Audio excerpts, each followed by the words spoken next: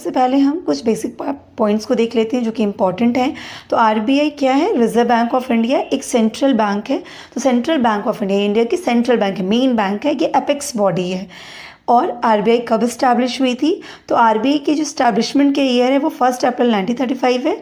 और आरबीआई का जब एक्ट फ्रेम हुआ था, वो एक्ट कब बना था? 1934 में। तो पहले एक्ट आ गया, देन आरबीआई इस्टेब्लिश हुई। सो आरबीआई किसकी रिकमेंडेशन पे इस्टेब्लिश हुई थी? तो हिल्टन यंग कमीशन जो थी, उनकी रिपोर्ट और उनकी रिकमेंडेशन के बेसिस पे आरबीआई की इस्टेब्लिशमेंट हुई थी। तो पहले एक्ट बना, देन इस्टेब्लिशमेंट हुई। तो इनिशियली सेंट्रल ऑफिस कहाँ पे था आरबीआई का? कोलकाता में था, जो कि 1937 के बाद परमानेंटली शिफ्ट हो गया मुंबई में, राइट। आरबीआई कैसी है? गवर्नमेंट ऑफ इंडिया के थ्रू फुली ओन्ड है। लेकिन जब आरबीआई की इस्टेब्लिशमेंट हुई थी तो उस टाइम पे आरबीआई प्राइवेट जॉइंट और स्टॉक कंपनी थी, मतलब ये प्राइवेटली होल्ड की गई थी और ये एक जॉइंट स्टॉक कंपनी थी। लेकिन बाद में जब बैंकों का नेशनलाइजेशन हुआ तो उस टाइम पे आरबीआई को नेशनलाइज किया गया और ये गवर्नमेंट ऑफ इंडिया के थ्रू फुली ओन्ड कर ली गई, right. It is also known as bankers bank. और अगर हम प्रेजेंट टाइम की बात करें तो इस टाइम आरबीआई के गवर्नर कौन है? श्री शक्तिकांत दास, जो कि एक आईएएस ऑफिसर रह चुके हैं, राइट। तो आगे हम देखते हैं आरबीआई के बारे में कि इसकी ऑर्गेनाइजेशन, इसकी मैनेजमेंट कैसी है। तो जो पूरी आरबीआई की मैनेजमेंट है वो कैसे मैनेज की जाती है? सेंट्रल बोर्ड और लोकल बोर्ड के थ्रू मैनेज की जाती है। अब सेंट्रल बोर्ड में कौन कौन से लोग होते हैं? तो सेंट्रल बोर्ड को जो अपॉइंटमेंट होती है वो कौन करती है? गवर्नमेंट ऑफ इंडिया करती है। वहाँ पे एक गवर्नर और 4 डिप्टी गवर्नर होते हैं, राइट, जिनके अपॉइंटमेंट कितने, उनका जो टाइम टेन्योर होता है वो कितने साल का होता है? 5 ईयर्स का। तो 1 गवर्नर की जो बात कर रहे हैं वो कौन है इस टाइम पे? श्री शक्तिकांत दास हैं। और जो 4 डिप्टी गवर्नर की बात करते हैं तो वो कौन है? तो वो हैं आपके एम राजेश्वर राव, जो कि 2020 में इलेक्ट हुए हैं, अभी अपॉइंट हुए 2020 में। और बीपी कानूनगो, उसके अलावा एमके जैन है, एमडी पात्रा हैं।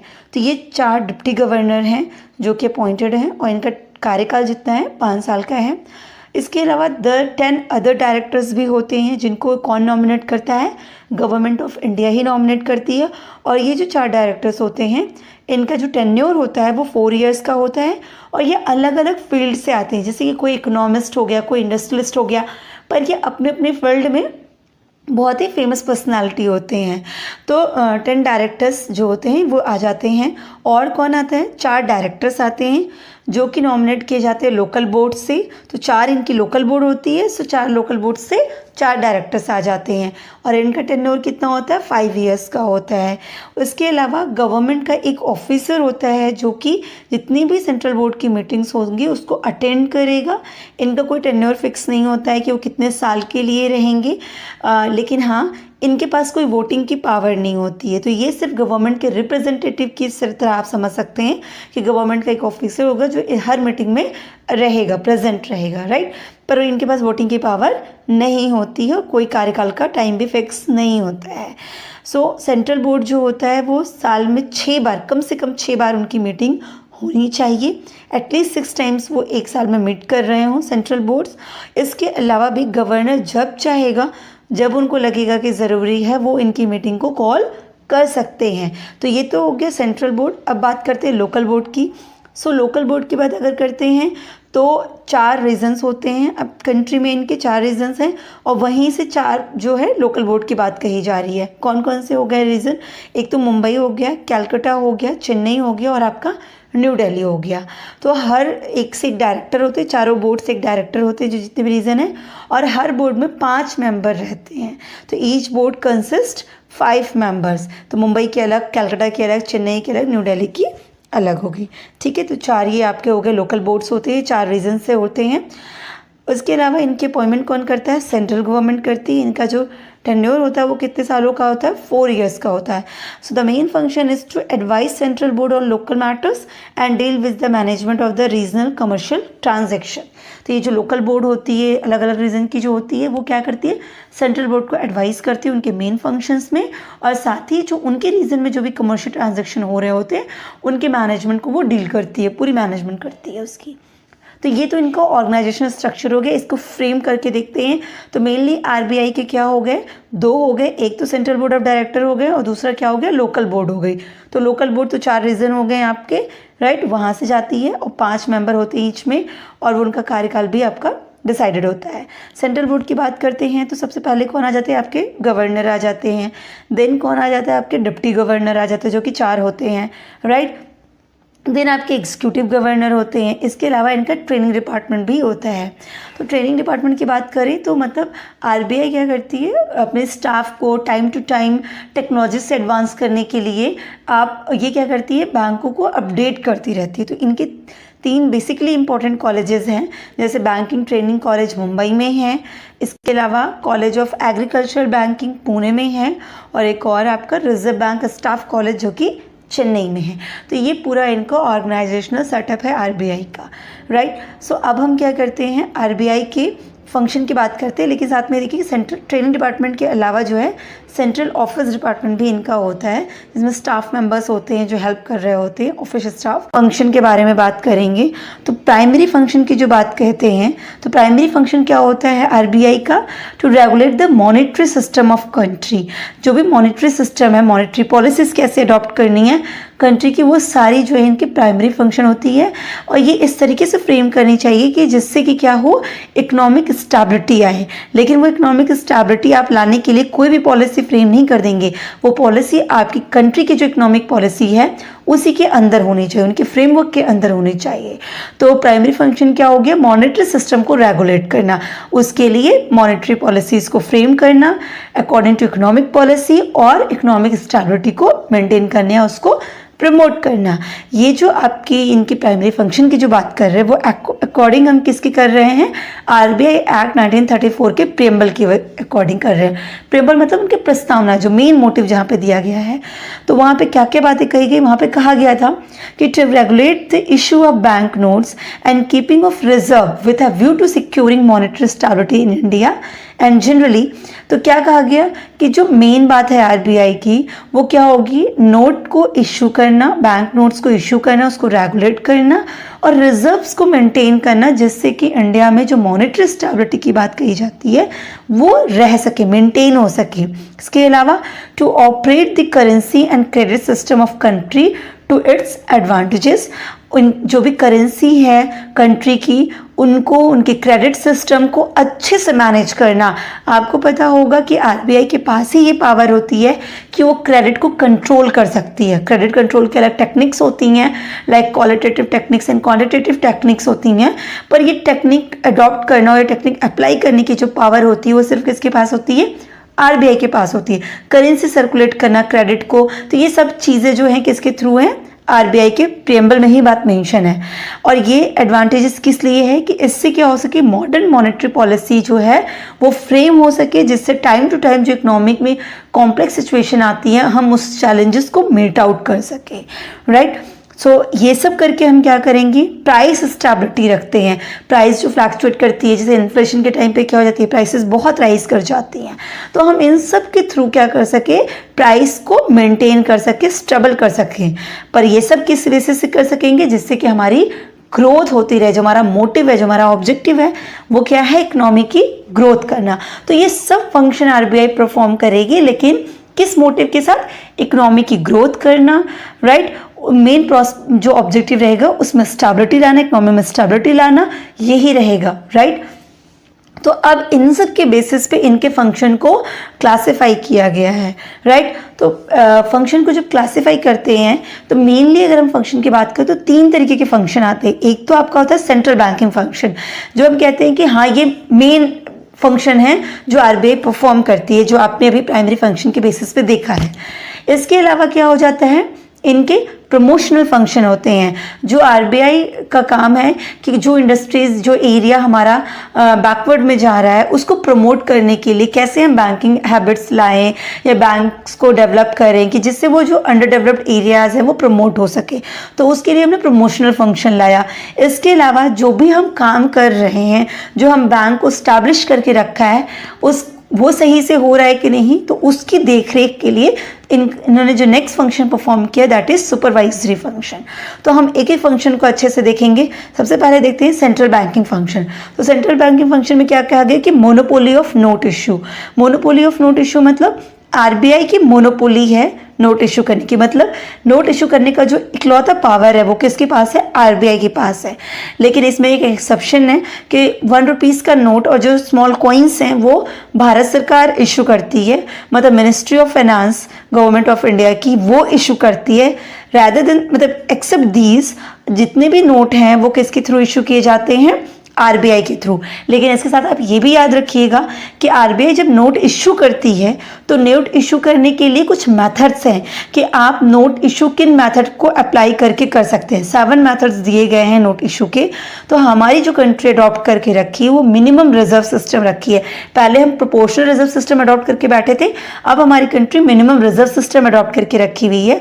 तो मिनिमम रिजर्व सिस्टम क्या कहता है कि मिनिमम रिजर्व आपको एज अ गोल्ड फॉर्म में और अदर सिक्योरिटीज़ के फॉर्म में रखना होगा और उसकी बेस बना के उसी के बेसिस पे आप नोट इशू कर सकते हैं जितनी आपकी रिक्वायरमेंट हो। तो इसी के बेसिस पे ये नोट इशू करती है।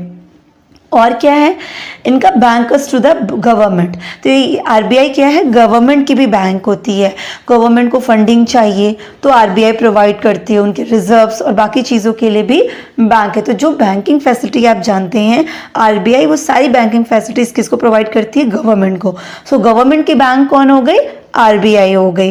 बैंकर्स बैंक, आरबीआई बैंकों की भी बैंक है। तो जैसे हमारे लिए बैंक का मतलब क्या होता है कि जब हमें डिपॉजिट अपने सेविंग्स को डिपॉजिट करना है तो हम जाके बैंक में डिपॉजिट करते हैं। हमें लोन चाहिए तो हम क्या करते हैं, बैंक से लोन ले लेते हैं। इसके अलावा भी बैंक बहुत सारे एजेंसी फंक्शंस भी परफॉर्म करती है। नॉर्मल कमर्शियल बैंक्स बहुत सारे एजेंसी फंक्शंस परफॉर्म करती हैं। तो हम बैंक के लिए बैंक के पास जाते हैं, हमें जो भी काम करना हो तो हम उसके लिए बैंक के पास जाते हैं। इसी तरह बैंक को जब ये सब एक्टिविटीज परफॉर्म करनी होती तो उनके लिए भी कोई बैंक होनी चाहिए। सो आरबीआई बैंकों की बैंक होती है, मतलब उनके डिपॉजिट्स रखती है, उनको लोन प्रोवाइड करती है। तो ये बैंकर्स है बैंक की, राइट। इसके अलावा lender of the last resort, last report. तो अगर जब कहीं कुछ नहीं होता है तो कौन सामने दिखता है, आरबीआई दिखती है। तो मतलब होता है कि कोई पैसे नहीं दे रहा तो भी वो कौन देने के लिए रेडी है, आरबीआई रेडी रहती है। तो ये लेंडर है, एज ए लास्ट रिजॉर्ट हम बात करते हैं इसकी। इसके अलावा क्या है इसका फंक्शन है, maintenance of foreign exchange value of rupees. तो फॉरेन एक्सचेंज मतलब समझिएगा कि जब फॉरेन करेंसी का कन्वर्जन होता है, एक्सचेंज मतलब लेन देन करना ना, एक्सचेंज करना। तो फॉरेन एक्सचेंज मतलब जब फॉरेन करेंसी में लेन देन होता है, मतलब हमारी करेंसी उनमें कन्वर्ट हो, उनकी करेंसी हमारे में आए, तो करेंसी कन्वर्जन को हम फॉरेन एक्सचेंज से डिनोट करते हैं। तो जो रुपीज़ की वैल्यू है उसको मेंटेन करना, फॉरेन एक्सचेंज में रुपीज़ की जो वैल्यू होती है, जैसे $1 इज इक्वल टू कितने रुपए चल रहे हैं, यानी 73 रुपीज़ चल रहे हैं। तो $1 की जो ये 73 रुपीज़ की जो वैल्यू है ये बार बार फ्लैक्चुएट करती है, कभी 73 है, कभी 60 पहुंच जाए, कभी 50 पहुंच जाए। ये जो फ्लैक्चुएशन है बहुत ह्यूज फ्लैक्चुएशन हो जाएगा।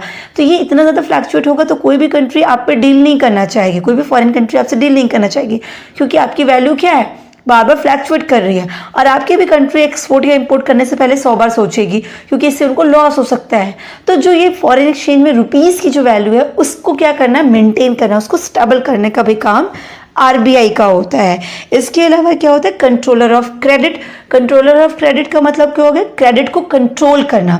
जैसे कि इन्फ्लेशन की सिचुएशन है, तो इन्फ्लेशन की सिचुएशन है तो इसका मतलब क्या हो गया कि प्राइस, मतलब जो कमोडिटीज़ हैं, गुड्स सर्विसेज, उनकी प्राइस बहुत ज़्यादा है, लेकिन जो मनी की वैल्यू है वो क्या है, बहुत ही कम है।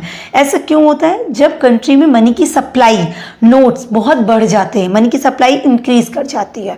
तो हमें क्या करना होगा, मनी की सप्लाई को कंट्रोल करना होगा। कैसे करेंगे, तो एक रीज़न बैंक्स होती हैं, तो क्या करेंगे, कमर्शियल बैंक्स को बोलेंगे कि भाई आप लोन कम प्रोवाइड करो। तो जब लोन कम प्रोवाइड करेंगे तो कहीं ना कहीं मनी की सप्लाई कम हो जाएगी। या हम कहें कि हम आपको इंटरेस्ट बहुत प्रोवाइड करेंगे, बैंक बोले हम सेविंग्स पे इंटरेस्ट बहुत देंगे, तो लोग क्या करेंगे, अपने पैसों को जाके डिपॉजिट करना शुरू कर देंगे बैंक के पास। तो उससे क्या हो जाएगा, आपको क्या होगा कि मनी इकोनॉमी से मनी की जो सप्लाई है वो कंट्रोल होगी। तो कंट्रोल जो करना है क्रेडिट को, वो टेक्निक भी किसके पास है, आरबीआई की। मेनली 2 टेक्निक्स होती हैं, एक होती है आपकी क्वांटिटेटिव, दूसरी होती है क्वालिटेटिव। क्वांटिटेटिव मतलब सीआरआर हो गया, एसएलआर हो गया, बैंक रेट हो गया, रेपो रेट हो गया, ओपन मार्केट ऑपरेशन हो गया। इन सब के थ्रू क्या करती है आरबीआई, क्रेडिट को कंट्रोल करती है। वहीं जब क्वालिटेटिव टेक्निक्स हो गई तो क्वालिटेटिव टेक्निक्स में बहुत सारी चीज़ें आ जाती हैं। बहुत सारी चीज़ें मतलब जैसे कि आपका आ जाता है मॉरल सुएशन आ गया, पब्लिसिटी आ गया, डायरेक्ट एक्शंस आ गए। तो ये सारे कुछ टेक्निक्स हैं, टोटल 7 टेक्निक्स दी गई हैं जो क्वालिटेटिव टेक्निक्स के अंदर आती हैं। इनके थ्रू क्या करती है आरबीआई कंट्रोल, क्रेडिट को कंट्रोल करती है। क्लियरिंग हाउस, तो क्लियरिंग हाउस भी आरबीआई का वर्क होता है। जैसे आप जब चेक लगाते हैं तो तुरंत तो क्लियर नहीं होता है, तो वो क्या होता है बैंकों का सेटलमेंट होता है कि एक बैंक के पास कितना डेबिट है, दूसरी बैंक का कितना क्रेडिट है, तो बैंकों का सेटलमेंट जो होता है वो क्लियरिंग हाउस में होता है। तो ये भी फंक्शन किसका हो जाता है, आरबीआई का हो जाता है। Collection of data and publication, तो डेटा को कलेक्ट करना और पब्लिश करना जो है वो भी आरबीआई के मेन फंक्शंस में आ जाता है। कि हमारे पास जैसे सपोज करिए गवर्नमेंट को डेटा चाहिए कि कितने लोगों के अकाउंट्स है, कितना डिपॉजिट्स आता है, जो स्टैटिस्टिकल डेटा होता है, कितना रिवेन्यूज आ जा रहा है, कितने डिपॉजिट आते हैं, अमाउंट कितना आ रहा है, ये सब जो स्टैटिस्टिकल डेटा है वो भी कौन प्रोवाइड कर देता है, आरबीआई प्रोवाइड करती है। वो अलग अलग बैंकों से भी डेटा कलेक्ट करती है, उनको पब्लिश करती है अपनी रिपोर्ट्स में, तो ये आरबीआई का काम है। इसके अलावा क्या करती है RBI, time to time training facilities भी प्रोवाइड करती रहती है, जो भी आपने देखा कि उनके ट्रेनिंग कॉलेजेस हैं जिनके थ्रू वो ट्रेनिंग फैसिलिटीज प्रोवाइड करती है। अब हम बात करते हैं प्रमोशनल फंक्शन की। प्रमोशनल फंक्शन मैंने पहले ही बताया है कि जो एरिया हमारा डेवलप नहीं है उसके अकॉर्डिंग हम उनको प्रमोट करने के लिए आरबीआई कुछ ना कुछ स्टेप्स लेती है। लाइक एग्रीकल्चर फाइनेंस के लिए उन्होंने क्या किया, एग्रीकल्चर के बैंक को डेवलप किया, आरआरबी को डेवलप किया, नाबार्ड को ले आया। तो नाबार्ड एग्रीकल्चर के लिए एपेक्स बॉडी मानी जाती है। तो वो क्या कर रही है, एग्रीकल्चर को फाइनेंस करने के लिए कैसे हम आरआरबी, कोऑपरेटिव सोसाइटीज और ये नाबार्ड के थ्रू उनको हेल्प कर सकते हैं, उनको प्रमोट कर सकते हैं, उस पर वर्क करती है। इंडस्ट्रियल फाइनेंस प्रोवाइड करती है। इंडस्ट्रियल फाइनेंस प्रोवाइड करने के लिए क्या हो गया, इंडस्ट्रियल बैंक को डेवलप किया। जैसे आईसीआईसीआई हो गया, आईडीबीआई हो गया, ये सारी कैसी बैंक है, इंडस्ट्रियल पर्पस के लिए डेवलप की गई बैंक है, इस्टेब्लिश की गई है ये सारी बैंक है। एसएफसी हो गई, स्टेट फाइनेंस कॉर्पोरेशन हो गई। तो ये सब क्या है, मेन मोटिव इनका इंडस्ट्रियल फाइनेंस था। देखिए जब बैंकिंग की बात करते हो, फाइनेंस की बात करते हो, तो सबके मोटिव्स अलग होते हैं, सबको फंड की रिक्वायरमेंट अलग होती है। जैसे इंडस्ट्रियलिस्ट हैं तो इनके फंड की रिक्वायरमेंट अलग होगी, इनको अलग टाइम पे लोन चाहिए होगा। अगर एग्रीकल्चर की बात करें तो एग्रीकल्चर जो फार्मर्स हैं उनके लोन मांगने का, उनके डिपॉजिट का अलग टाइम होगा। उनको सीड के लिए पैसे चाहिए, उनको क्या करना है, फर्टिलाइजर के लिए पानी लगाना है तो पानी के लिए पैसे चाहिए। वो आपकी ईएमआई कैसे दे सकते हैं, नॉर्मल जैसे लोग पर्सनल लोन में ईएमआई दे रहे हैं, हम हर मंथ ईएमआई दे रहे हैं, हम वो फार्मर्स वैसे ईएमआई नहीं दे पाएंगे। उनकी क्रॉप का सीजन होता है, अगर एक बार उन्होंने पैसे लिए तो जब तक वो क्रॉप कंप्लीट नहीं हो जाएगी, सीजन कंप्लीट नहीं होगा, तब तक वो फसल बिकेगी नहीं और वो ईएमआई नहीं पे कर सकते, वो लोन रिपे नहीं कर सकते।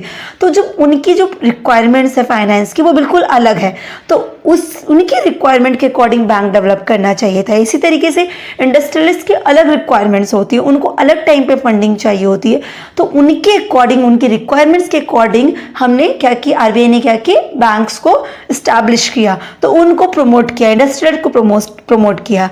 नेक्स्ट एक्सपोर्ट क्रेडिट, तो जैसे हमने बात की एक्सपोर्ट इंपोर्ट करना, तो इनकी अपनी रिक्वायरमेंट्स होती है। लाइक आपको एक्सपोर्ट करना है तो आपको क्या चाहिए, फंडिंग चाहिए, अभी चाहिए। जब हम एक्सपोर्ट कर देंगे और सामने की पार्टी हमें बिल क्लियर करके पैसे देगी तो हम लोन रिपे कर पाएंगे, या हमें कस्टम ड्यूटी पे करनी है, एक्साइज ड्यूटी पे करनी है, उसके लिए हमें पैसे चाहिए। हमारा जो गुड्स है वो इंपोर्ट होके आया है पर अभी जो पोर्ट है, पोर्ट पे ही अटका पड़ा है क्योंकि हमने अभी तक उसकी ड्यूटी पे नहीं की, उसके लिए हमारे पास पैसे नहीं है, तो अब हम उसके लिए लोन चाहिए। तो हम लोन कैसे देंगे, नॉर्मल बैंक नहीं प्रोवाइड कर पाएगी, तो अब उसके लिए स्पेसिफिक बैंक होनी चाहिए जो उस पर्पज़ को समझे। तो वो क्या करेगी, आपके गोडाउन, आपका जो इतना माल आया है उसकी वैल्यू कितनी आई, उसके अकॉर्डिंग वो आपको लोन दे सकती है। तो मतलब सबके नीड अलग थी, सबके पर्पस अलग थे, तो उनको प्रमोट किया गया। तो एक्सपोर्ट क्रेडिट को प्रमोट करने के लिए उन्होंने क्या कर दिया, एक्जिम बैंक को डेवलप किया, एक्सपोर्ट एंड इंपोर्ट बैंक जो है एक्जिम बैंक को डेवलप कर दिया। इसी तरह बिल मार्केट स्कीम लाई। हमारे पास क्या था, हमारी जो बिल मार्केट थी बिल्कुल अनऑर्गेनाइज थी, जैसे हुंडी वगैरह जैसे कहते थे, अनऑर्गेनाइज था। हमारा जो मनी मार्केट इंस्ट्रूमेंट था उसके लिए कोई प्रॉपर मार्केटिंग नहीं थी कि कहाँ पे ट्रेजरी बिल को डील किया जाए, कहाँ कमर्शियल पेपर को डील किया जाए, कहाँ बिल ऑफ एक्सचेंज को डील किया जाए, प्रॉमिसरी नोट को कहाँ डील किया जाए, तो इनके लिए भी एक स्कीम लाई गई, इनकी मार्केट बनाई गई कि आपको डिस्काउंट करना है बिल ऑफ एक्सचेंज को, आप वहाँ डिस्काउंट करा जाए, प्रॉमिसरी नोट को डिस्काउंट करना आप करा सकते हैं। तो पूरा बिल मार्केट को डेवलप किया, उस स्कीम को लाया है इन्होंने। तो इस तरीके से इन्होंने अलग अलग एरिया को प्रमोट किया, ये भी किसका काम था, आरबीआई ने ये फंक्शन परफॉर्म किए। इसके अलावा क्या है, बैंकिंग सिस्टम को अच्छे से रेगुलेट किया इन्होंने कि पूरा बैंकिंग सिस्टम, जैसे universal banking, merchant banking, unit banking, तो जो बैंकिंग सिस्टम था आपका उसको अच्छे से इन्होंने क्या किया, रेगुलेट किया। Credit to priority sector and weaker section, priority sectors को कितना क्रेडिट मिलना चाहिए, वीकर सेक्शन को कितना क्रेडिट मिलना चाहिए, उनके अकॉर्डिंग उनको फंडिंग प्रोवाइड किया, ये भी इनके प्रमोशनल फंक्शन में आ गए। देन हमारा आ जाता है सुपरवाइजरी फंक्शन, मतलब हम जो काम कर रहे हैं, जो हमने बैंकों को स्टैब्लिश किया, कमर्शियल बैंक को स्टैब्लिश किया है, राइट, शेड्यूल्ड, नॉन शेड्यूल्ड, बहुत तरीके के बैंक हो गए, इसमें प्राइवेट, पब्लिक, फॉरेन बैंक्स आ जा रही है। तो ये जितने भी बैंक्स स्टैब्लिश हुए हैं, जिन पर्पस के लिए, जिन मोटिव से हमने स्टैब्लिश किया, अब वो सब काम हो रहा है या नहीं हो रहा है, तो ये कैसे होगा, सुपरवाइजरी फंक्शन के थ्रू इन्होंने देखा। तो ये क्या करती है, इसमें लाइसेंसिंग प्रोवाइड करना, कोई नई बैंक ओपन करनी है, नई ब्रांच ओपन करनी है, तो उसके लिए आपको लाइसेंस कहाँ से मिलेगा, आरबीआई प्रोवाइड करेगी। तो आरबीआई चेक करेगी कि भाई आपका जो भी हमारी रिक्वायरमेंट्स है उसके हिसाब से कैपिटल है कि नहीं, प्लेस है कि नहीं है, नेटवर्थ है कि नहीं है, और उस हिसाब से आपको लाइसेंस प्रोवाइड की जाएगी। Inspection of a bank, bank की टाइम टू टाइम इंस्पेक्शन करती है कि आपका जो कैपिटल का अमाउंट है वो कैपिटल अमाउंट आप एग्जिस्ट कर रहे हैं कि नहीं, आपके डेब्ट इक्विटी का रेशियो जो होना चाहिए वो है कि नहीं है, आपके क्या लोन की पोजिशनिंग है, एडवांसेस की पोजिशनिंग क्या है। तो इस हिसाब से आपकी हर एक चीज़, टीयर 1 की कैपिटल, टीयर 2 की कैपिटल, आप CRAR को फॉलो कर पा रहे हैं कि नहीं, मतलब ये क्या करेगी, वो टाइम टू टाइम इंस्पेक्शन करती रहेगी इन सब चीज़ों की। कंट्रोल ओवर मैनेजमेंट, तो जितने भी बैंक्स हैं जो उनकी मैनेजमेंट है उनका पूरा कंट्रोल आरबीआई देखती है, उनकी अपॉइंटमेंट कि कैसे उनको अपॉइंट करना है, रीअपॉइंट करना है, उनकी सैलरी और बाकी चीज़ों को पूरा मैनेजमेंट स्ट्रक्चर, जितने भी पब्लिक सेक्टर बैंक हैं, इवन प्राइवेट सेक्टर बैंक के भी, खासकर इन चीज़ों को वो अच्छे से सुपरवाइज करती है। देन ऑडिट करती है बैंक, क्या करती है आरबीआई, क्या करती है, टाइम टू टाइम बैंकों की ऑडिट करती रहती है। जैसे कि आप समझिए कमर्शियल बैंक्स हो गई, पब्लिक सेक्टर्स बैंक हो गई या प्राइवेट बैंक हो गई, इनकी गवर्नमेंट क्या, आरबीआई क्या करती है, एक टाइम पे ऑडिट करती है, जिसे कहते हैं स्टैट्यूटरी ऑडिट, मतलब वो ऑडिट आरबीआई कराती है, साल में एक बार कराती है, मार्च या अप्रैल में मंथ में करा देती है। तो आरबीआई ये ऑडिट करा के क्या देखती है कि आपकी एग्जैक्ट पोजीशनिंग क्या है, आप जो बैलेंस शीट हमें दिखाते हैं उसमें जो पोजीशनिंग दिख रही है वो, और आपकी रियल कंडीशन क्या है, एनपीए की क्या कंडीशन है, नॉन परफॉर्मिंग एसेट्स जिन्हें हम कहते हैं।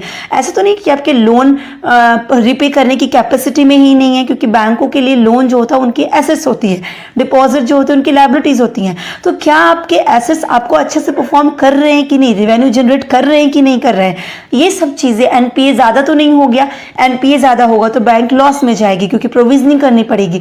तो रियल कंडीशन आपके बैंक की क्या है, ये आरबीआई क्या करती है, टाइम टू टाइम ऑडिट करके देखती है। तो आरबीआई जो ऑडिट करती है उसको क्या नाम देते हैं, स्टैट्यूटरी ऑडिट देते हैं।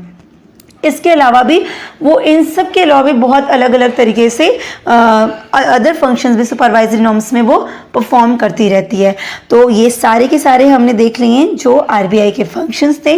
तो हमने पूरा आरबीआई का देखा कि कैसे आरबीआई एस्टैब्लिश हुई, एक प्राइवेट ओन्ड बैंक की तरह एस्टैब्लिश हुई थी। आपकी रॉयल हिल्टन यंग कमीशन, जिन्हें रॉयल कमीशन भी कहते हैं, हिल्टन यंग कमीशन के थ्रू एस्टैब्लिश की गई थी। बाद में उसका नेशनलाइजेशन हुआ और गवर्नमेंट ऑफ इंडिया के थ्रू होल्ड की गई, बैंक बन गई, पूरी तरीके से पब्लिक बैंक बन गई, राइट, नेशनलाइज्ड बैंक बन गई आरबीआई। ये अपेक्स बॉडी है, पूरी तरीके से सारी बैंकों की बैंक है वो। तो ये हमने पूरा उसका ऑर्गेनाइजेशनल स्ट्रक्चर, उसके गवर्नर्स, डिप्टी गवर्नर्स के बारे में देखा। सो आई होप आपको क्लियर हुआ होगा।